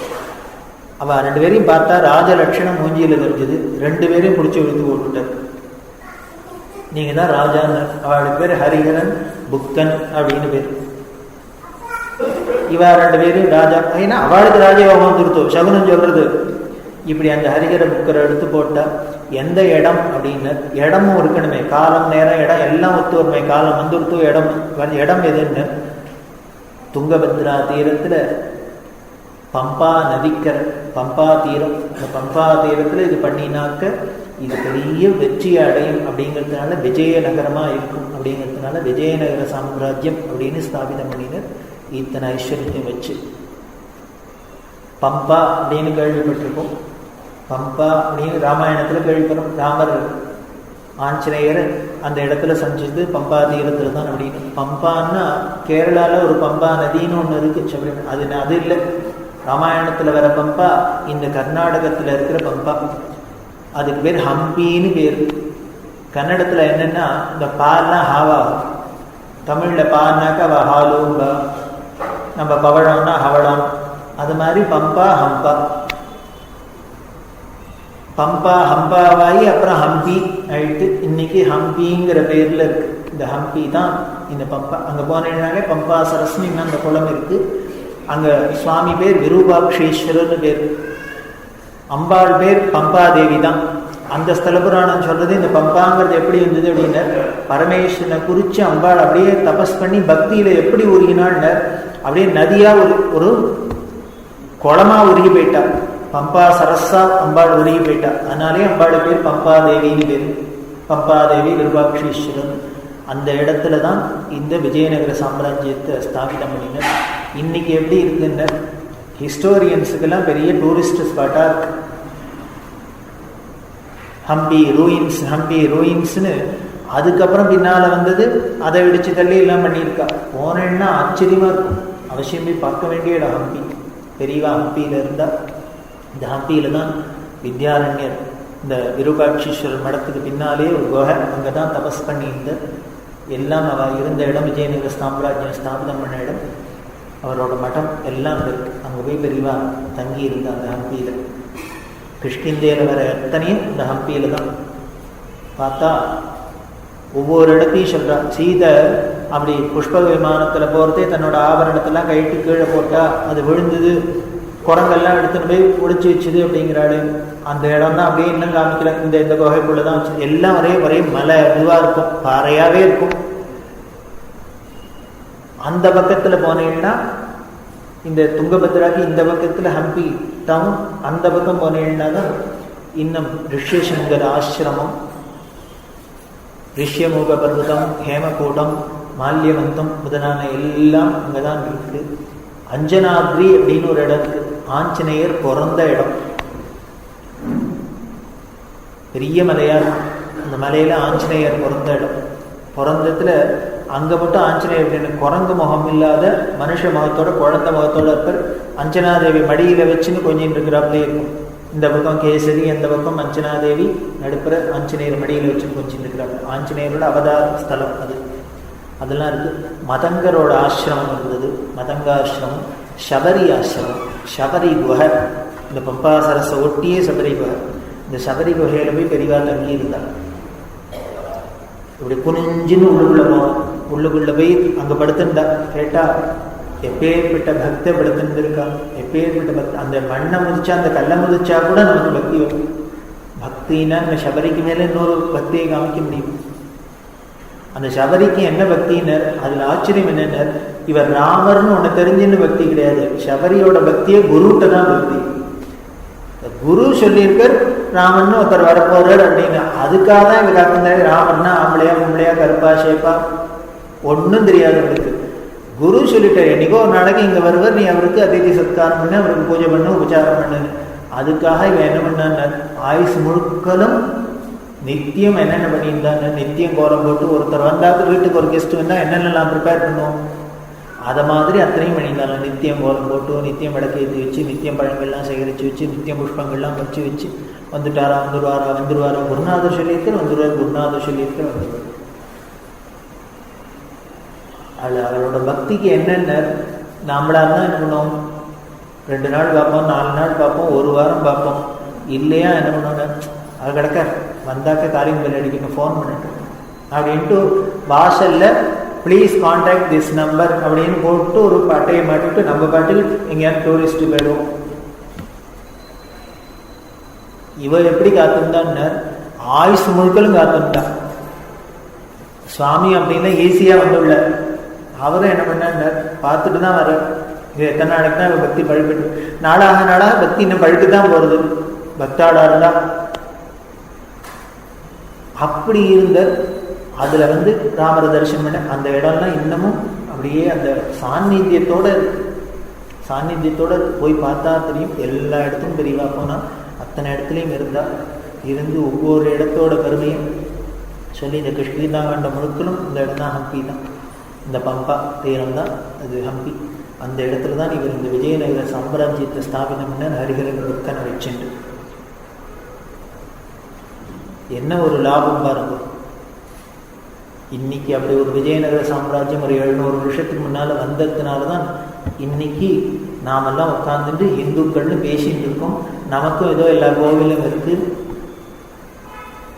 எல்லாம் கலெக்ஷன்லாம் ஆகிட்டு இருக்கு, எல்லாம் நடந்துட்டு இருக்கு. இது இல்லைன்னா, அவர் மட்டும் வரலைன்னா, வித்யாரண்யர்ங்கிற ஒரு மகான் மட்டும் வரலைன்னா, அவர் மட்டும் தன்னோட வாழ்க்கையை சொந்த வாழ்க்கையை தியாகம் பண்ணலைன்னா, அம்பாள் அனுகிரகம் பண்ணலைன்னா இந்த சனாதன மதம்ங்கிறது இருந்திருக்காது.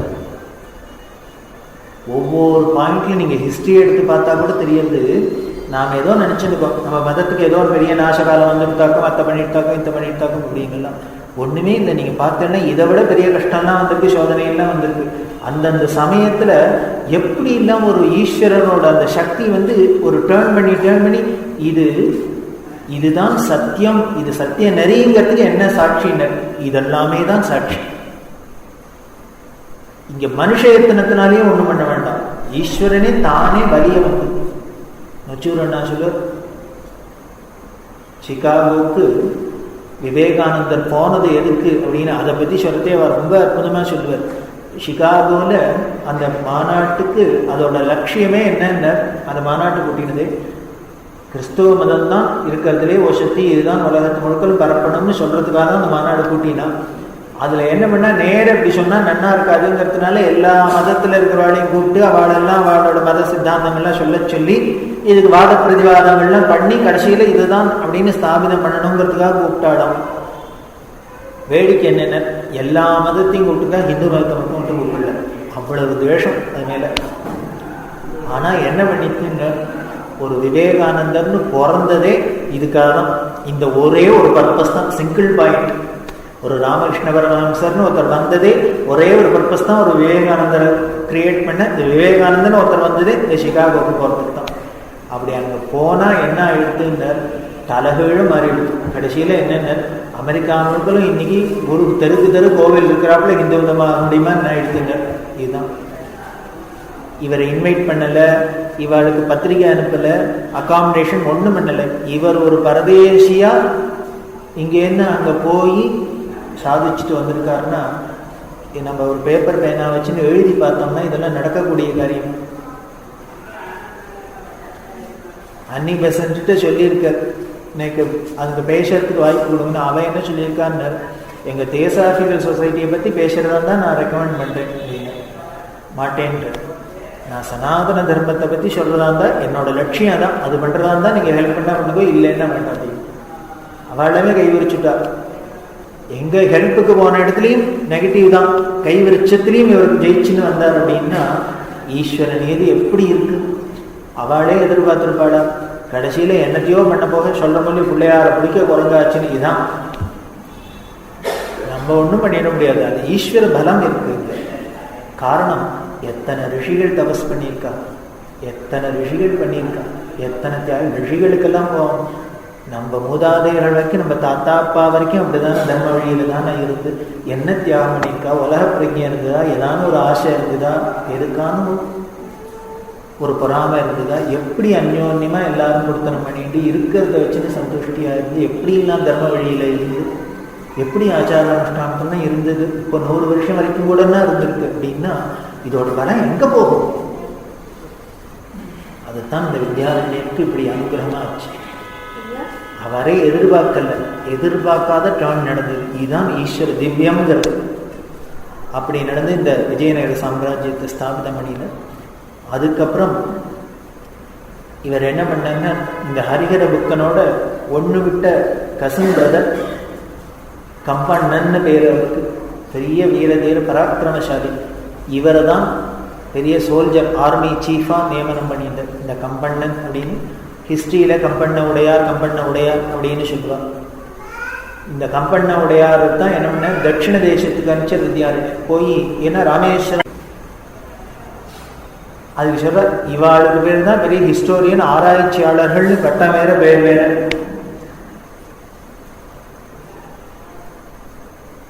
அதை விட வேடிக்கையா இருக்கும், இந்த நம்ம ஒரு கொஞ்சம் பேருமே உருதறியாத மாத்தி கீத்தி இத்த பண்ணி அதுக்கப்புறம் இதுக்கு சரியா ஹிஸ்டரி எழுதி இதைத்தான் குழந்தைகள்லாம் படிச்சு இந்த கூத்தெல்லாம் நடந்துட்டு இருக்கு. மெட்ராஸில் பார்த்தீங்கன்னா ரொம்ப சிம்பிளான ஒரு வேடிக்கையான விஷயம், மயிலாப்பூர்ல ஹாமில்டன் பிரிட்ஜுன்னு ஒன்று இருக்கு, ஆல் இண்டியா ரேடியோவுக்கு பக்கத்தில். அதுக்கு பேர் என்ன தெரியுமோ, அம்பட்டம் பிரிட்ஜுன்னு பேர். ஹாமில்டன் ஏதோ ஒரு வெள்ளக்காரன் கட்டினது, அதனால அவன் பேர்ல வச்சிருக்கேன் ஹாமில்டன் பிரிட்ஜுன்னு. இவாளுக்கெல்லாம் அந்த ஹாமில்டன் வாயில நுழையில்லை.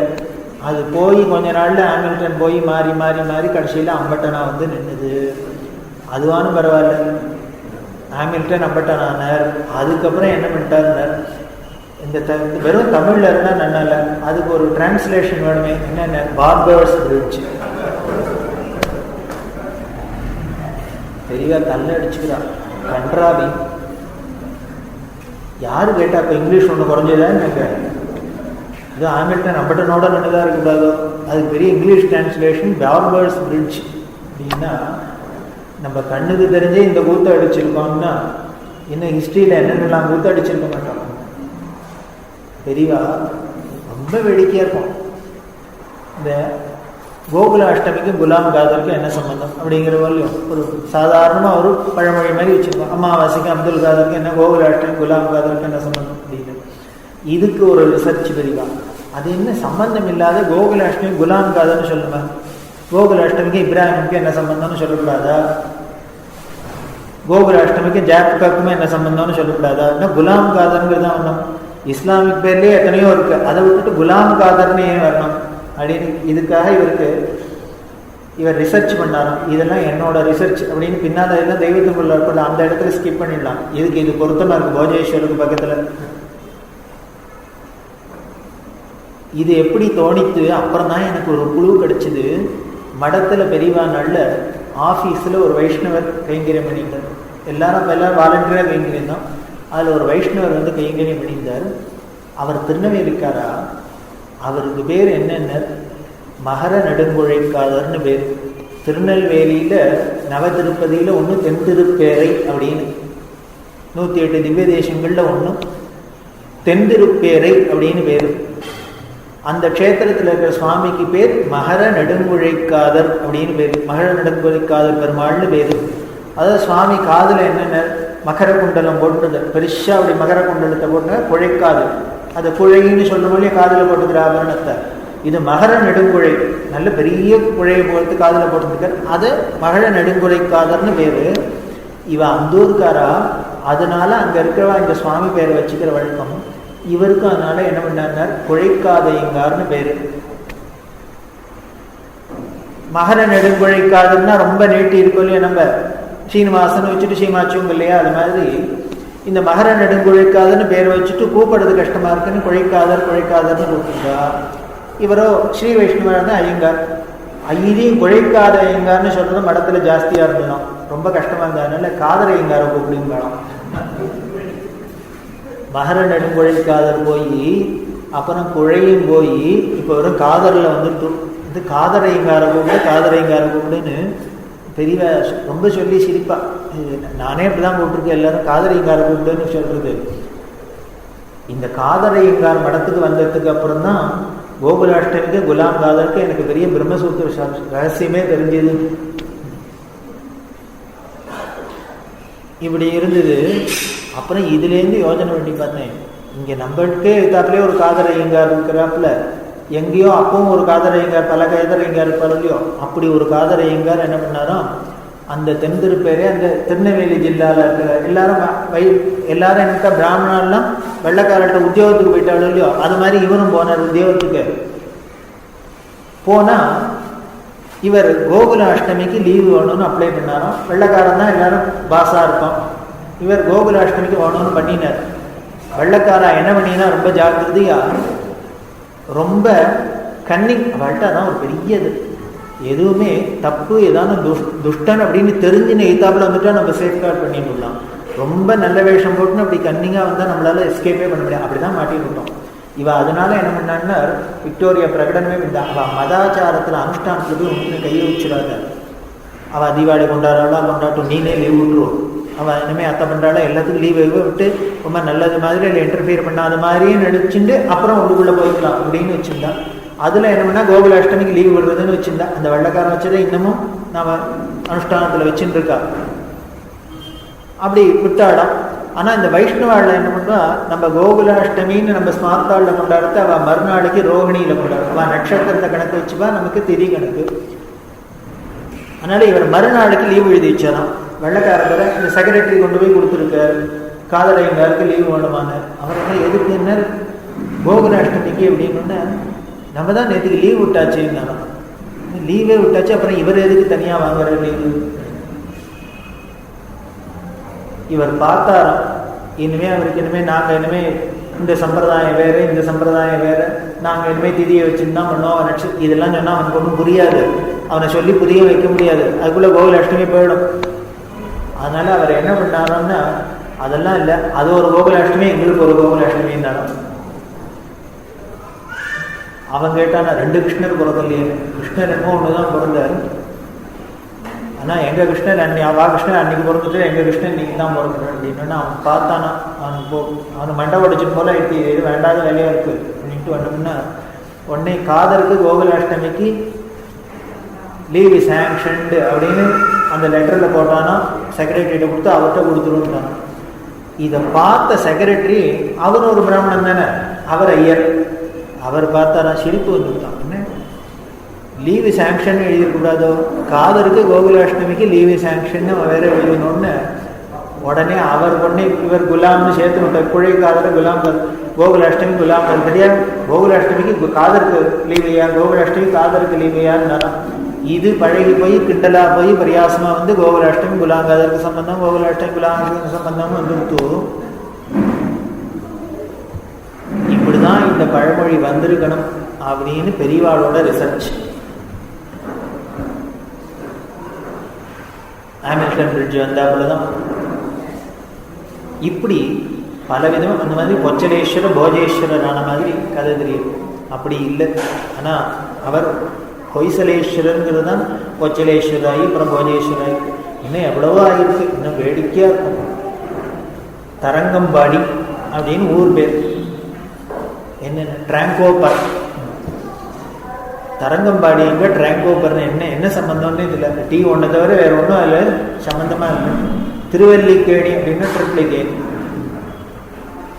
திருவனந்தபுரம் திருவேண்டரம். அவளுக்கு என்ன வாயில நுழையன்னு சொன்னாலும் நம்ம வாயில நுழையிறவாளும் அதையே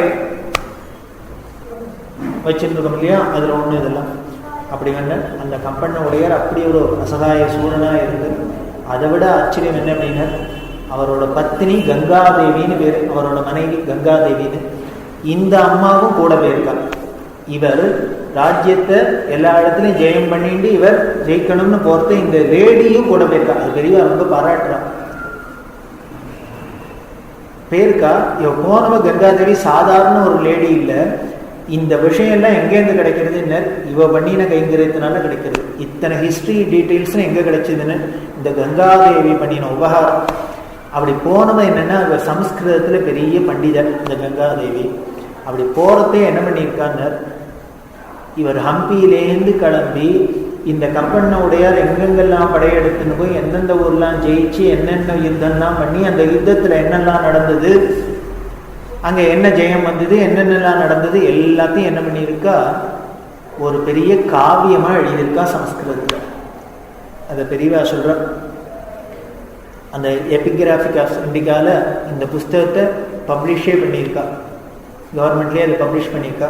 அதுக்கு பேர் என்ன கொடுத்துருக்காவன்னு கங்காதேவி மதுரா விஜயம் அப்படின்னு. கங்காதேவி மதுரா விஜயம்னு தன்னோட பேர்லயே வச்சிருக்கா. கங்காதேவி மதுரா விஜயம்னு இந்த கம்பெனி உடையாரோட இந்த ஹிஸ்டரி முழுக்கலும் அவ இதில் எழுதியிருக்கா. அது பெரியவா சொல்றா. ஆச்சரியமா இருக்கு. அவளோட சம்ஸ்கிருத ஞானஜி அந்த புஸ்தகத்தை பார்த்தா காளிதாசன் தோத்து போயிடுவோம்.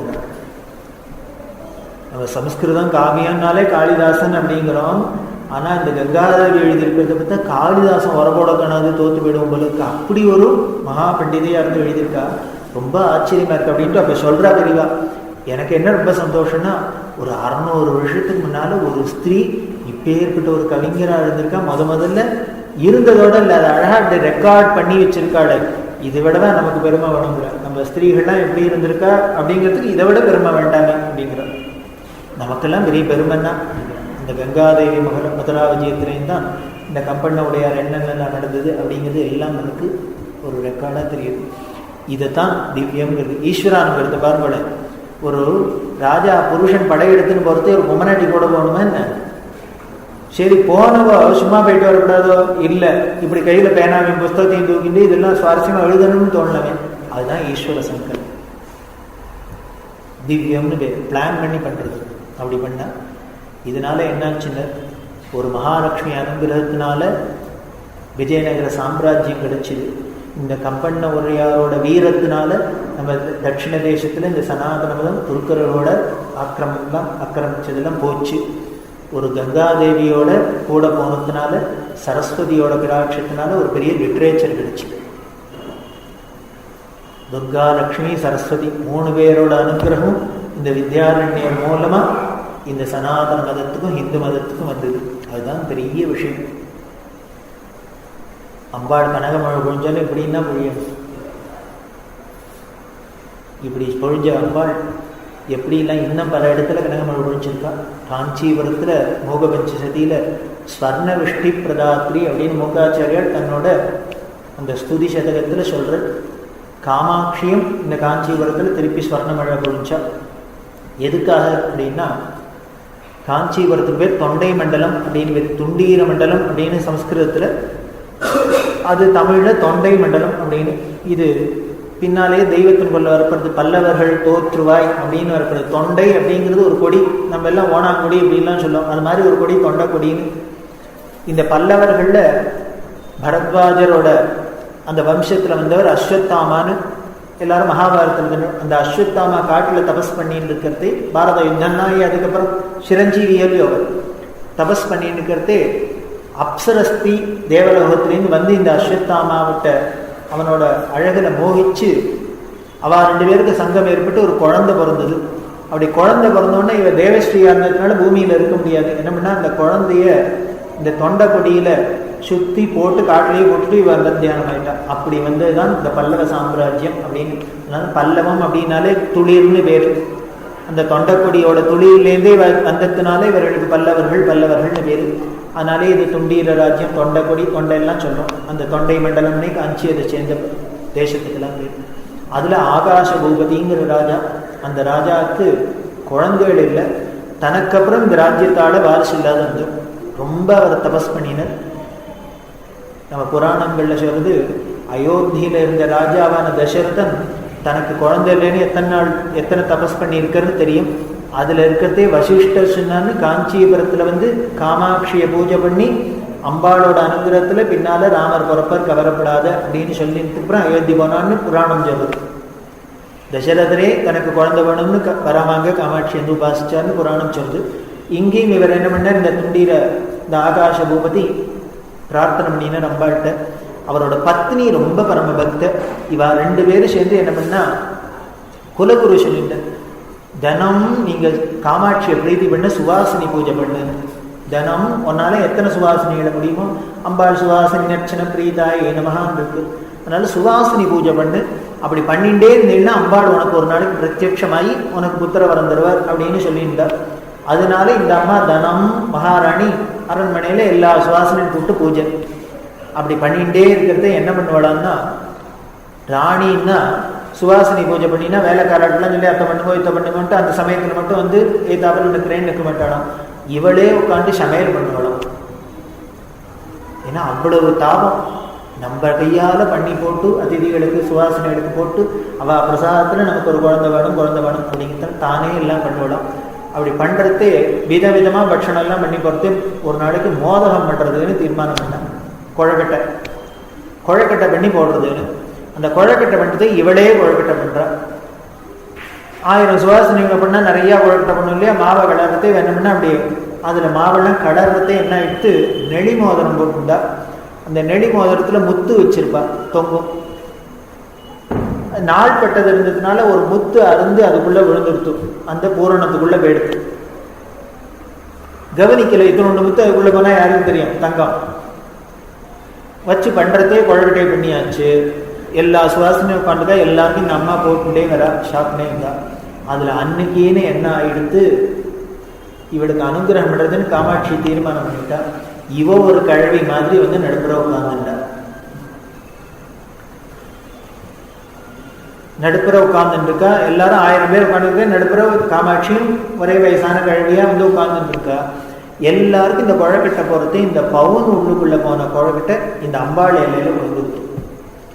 ஐயோ, அம்பாளை சாப்பிட்டா. அம்பாளுக்கு தெரியுமோ இல்லையோ உள்ளுக்குள்ள என்ன இருக்குன்னு.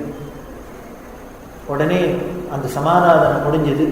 ராத்திரி சொப்பனத்தில் அம்பாள் வந்து என்னன்னா, இப்படி என்ன கடங்காரியாக்கிட்டே. என்ன கடங்காரியாக்குன்னு அம்பாளுக்கு இல்லை, என் வயத்துல வாழையை புதைக்கிறது போல அது மாதிரி வயத்துல பவுனை புதைச்சுட்ட. நான் உன்னை இந்த கடனை உங்ககிட்ட நீ எனக்கு பவுனை கொடுத்துட்டேன்னா அவங்ககிட்ட எப்படி திருப்பி அடைக்கிறதுன்னு. அதனால வேற வழி கிடையாது. அதனால ஒரு ராஜ்யத்துல கனகமழை பொழியிறேன்னு ஒரு மூச்ச காலம் காஞ்சி தொண்டமண்டலம் முழுக்களும் கொட்டி தீத்துட்டா. ஒரு குந்துமணி தவன் பவுன் உள்ளுக்குள்ள போனதுக்கு காமாட்சிக்கு பொறுக்கலை அப்படின்னா நம்ம தங்க கிரீடம் பண்ணி அதை பண்ணி வச்சோம்னா என்ன பண்ண போறாலோ தெரியல. எல்லாரும் ஃப்ளாட்டு தனியாக வாங்கி வச்சுக்கணும். பண்ணினா அத்தோடு இல்லை, கவலைப்படாத, உனக்கு குழந்தை என்ன வேணும், என் குழந்தைய உனக்கு குழந்தையாக கொடுக்குறேன், அவ்வளவுதானே. உனக்கு குழந்தை வேணும், அவ்வளவுதானே. என் குழந்தையும் உனக்கு குழந்தையாக அனுப்புறேன் அப்படின்னு சொல்லி, பிள்ளையார் உனக்கு குழந்தையா பிறப்பன் அப்படின்னு சொல்லி, என் பிள்ளைய உன் வயத்துல வைக்கிறேன் அப்படின்னு சொல்லி இந்த ராணி வயத்துல இந்த மகாகணபதியை வந்து ஆவிர்வவிச்சு குழந்தையா வந்து பின்னால பிள்ளையா பிறந்து இந்த ராஜ்யத்தை ஆண்டர். அதனால அவருக்கு பேர் துண்டீரா. சுஸ்வரமா சொல்லுங்க. உடனே கூட இருந்தவள்கிட்ட உங்களுக்கு யாருக்கு தெரியுமோ அவரோட சேர்ந்து சொல்லுவாங்க. இவர் ஆரம்பிச்சாரோ இல்லையோ, எல்லாரும் அங்கமரே ஹே குலபூஷணமாஸ்ரேன்னு தெரிஞ்சவாரியா எல்லாரும் ஆரம்பிச்சா. எல்லாரும் கனகதாராஸ்தவா பெரியவா விஷாத கண்ணை மூடின்னு உட்கார்ந்துருக்காங்க. இந்த கனகதாராஸ்தவம் முடிஞ்சுதோ இல்லையோ, அந்த க்ஷணத்துல என்ன நடந்ததுன்னா, பெரியவாளுக்கு முன்னால பழங்களெல்லாம் வச்சு தட்டு இருக்கும் இல்லையோ, இந்த மூங்கி தட்டுல இங்க நின்று இந்த ஸ்திரீகள்லாம் அத்தனை பேரும் ஒரு அம்மா வளையல கட்டி போடுறா, ஒரு அம்மா மோதிரத்தை கட்டி போடுறா, ஒரு அம்மா சங்கிலியை வேட்டி போடுறா, ஒரு மாமா மைன செயினை வேட்டி போடுற. அவ என்னென்ன ஆபரணம் போட்டுருக்காளோ எல்லாத்தையும் கட்டி கட்டி கட்டி அந்த தட்டில் போட்டா. கனகதாராஸ்தவம் முடிஞ்சது.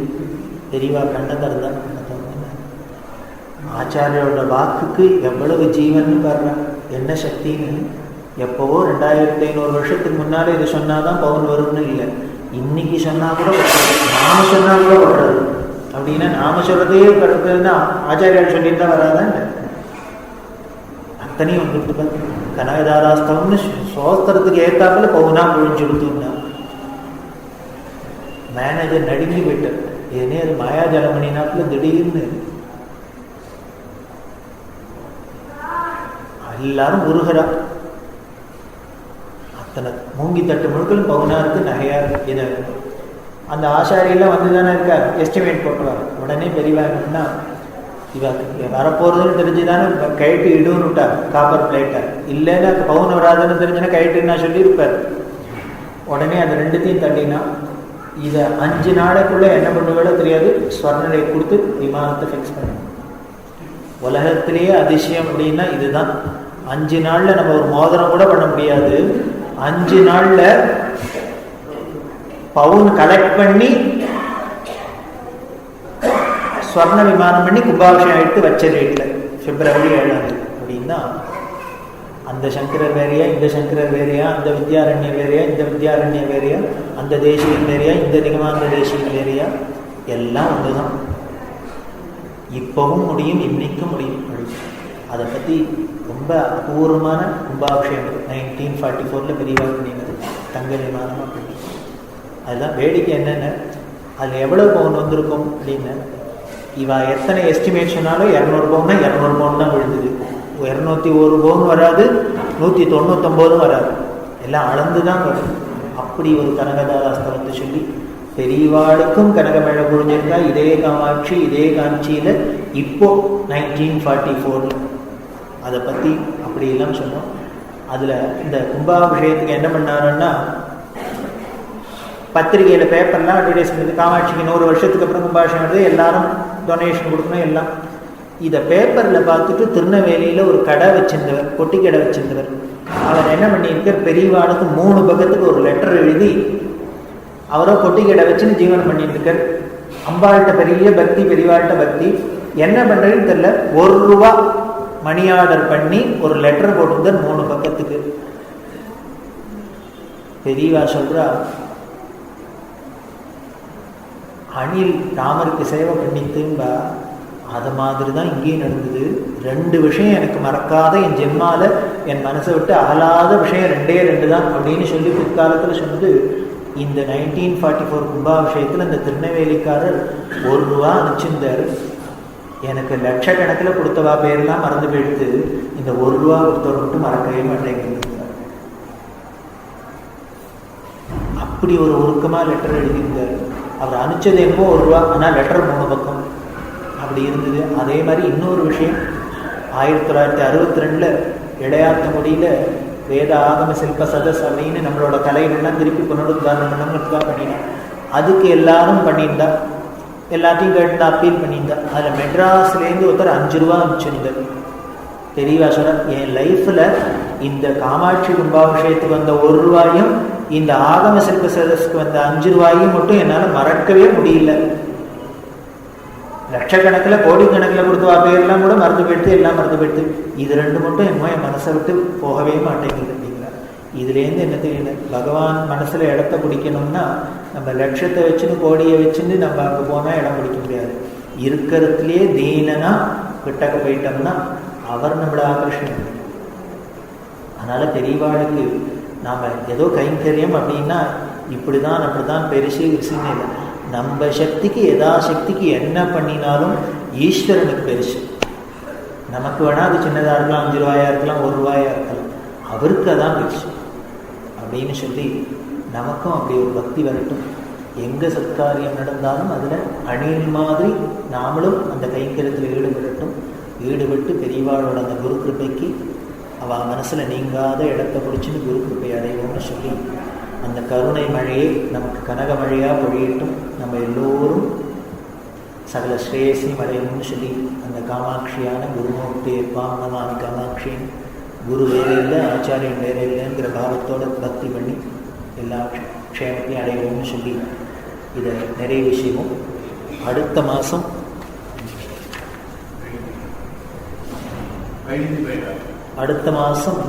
பதினஞ்சு